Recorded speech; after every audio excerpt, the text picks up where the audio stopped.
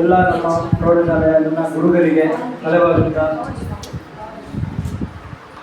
ನಮಗೆ ಮಾತಾಡಿ ಅಭ್ಯಾಸ ಇಲ್ಲ, ಆದರೂ ಇವತ್ತು ಒಂದೆರಡು ಮಾತಾಡಬೇಕು ಅಂತ ಅನಿಸ್ತಾ ಉಂಟು.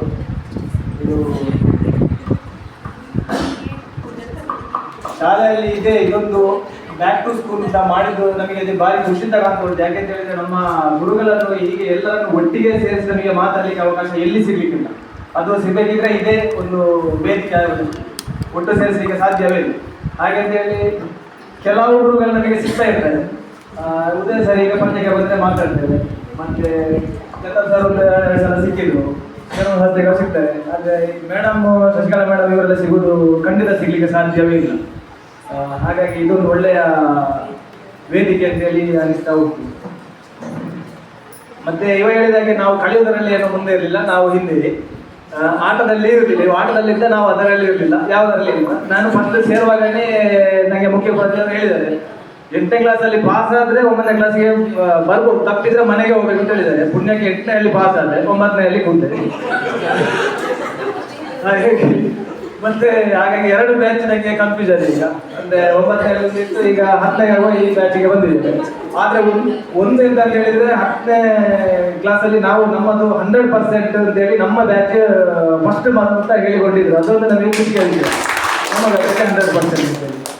ಹಾಗಾಗಿ ಮತ್ತೆ ಅದೇ ಮುಖ್ಯೋಪಾಧ್ಯಾಯರ ಆಫೀಸ್ಗೆ ಹೋಗಿ ಅಂತ ಹೇಳಿದ್ರೆ ಭಾರಿ ಇರಲಿಕ್ಕೆ. ಈಗ ಹೋಗ್ತಾ ಇದ್ದೇವೆ. ಮತ್ತೆ ಉದಯ ಸರ್ ಅಷ್ಟೇ, ಆವಾಗ ಅಷ್ಟು ಪೆಟ್ಟು ಸಹ ಇತ್ತು. ಆದ್ರೆ ಈಗ ಸಹ ಕೇಳ್ತಿದ್ದೇನೆ, ನಮ್ಮ ಮನೆ ಹತ್ತಿರದಿಂದ ಬರುವ ಮಕ್ಕಳೊಟ್ಟಿಗೆ ಕೇಳ್ತಿದ್ದೇನೆ, ಉದಯ ಸರ್ ಹೇಗಿದ್ದಾರೆ, ಯಶೋಧರ ಸರ್ ಹೇಗಿದ್ದಾರೆ, ಯಶೋಧರ ಸರ್ ಈಗ ಸ್ವಲ್ಪ ಜೋರಿದ್ದಾರೆ ಅಂತ ಹೇಳ್ತಿದ್ದಾರೆ. ನನ್ನ ಮನೆ ಹತ್ತಿರದ ಹುಡುಗ ಬರ್ತಿದ್ದ, ಎಲ್ಲ ಕೇಳ್ತಿದ್ದೇನೆ.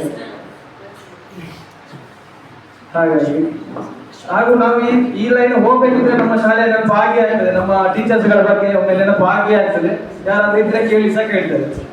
ಹಾಗಾಗಿ ಮತ್ತೆ ನಾನು ಒಂದು ವಿಷಯ ಅಂತ ಹೇಳಿದರೆ, ನಾನು ಪದವಿಗೆ ಹೋಗುವಾಗ ನನಗೆ ಒಂದು ಹೀಗೆ ನಾನು ಸ್ವಲ್ಪ ಆಗ ನಮಗೆ ಬಡತನ ಇತ್ತು. ಅಂದರೆ ನನ್ನ ಒಬ್ಬರು ಲೆಕ್ಚರ್ಸ್ ನನಗೆ ಒಂದು ಬಸ್ ಪಾಸಿಗೆ ಅಂತೇಳಿ ಅವರೇ ಕರೆದು, ನಿನ್ನ ಬಸ್ ಪಾಸಿದ್ದು ಫೀಸ್ ನಾನು ಕೊಡ್ತೇನೆ ಅಂತ ಹೇಳಿದ್ರು.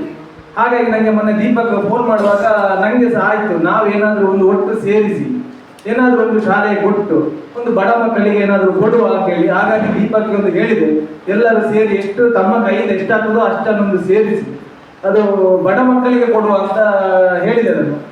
ಅಂದರೆ ಕಲಿಲಿಕ್ಕೆ ಹುಷಾರಿದ್ದವರಿಗೆ ಬೇರೆ ಬೇರೆ ಸ್ಕಾಲರ್ಶಿಪ್ ಅದು ಇದೆಲ್ಲ ಸಿಗ್ತದೆ.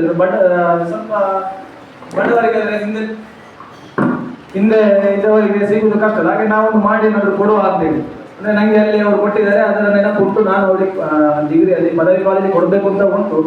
ಹಾಗೆ ನನಗೆ ಯಾವುದೇ ವೇದಿಕೆ ಸಿಗಲಿಲ್ಲ. ಹೀಗೆ ಸಿಕ್ಕಿದ್ರೆ ಏನಾದರೂ ಮಾಡುವ ಅಂತೇಳಿ ಒಂದು ಆಸೆ.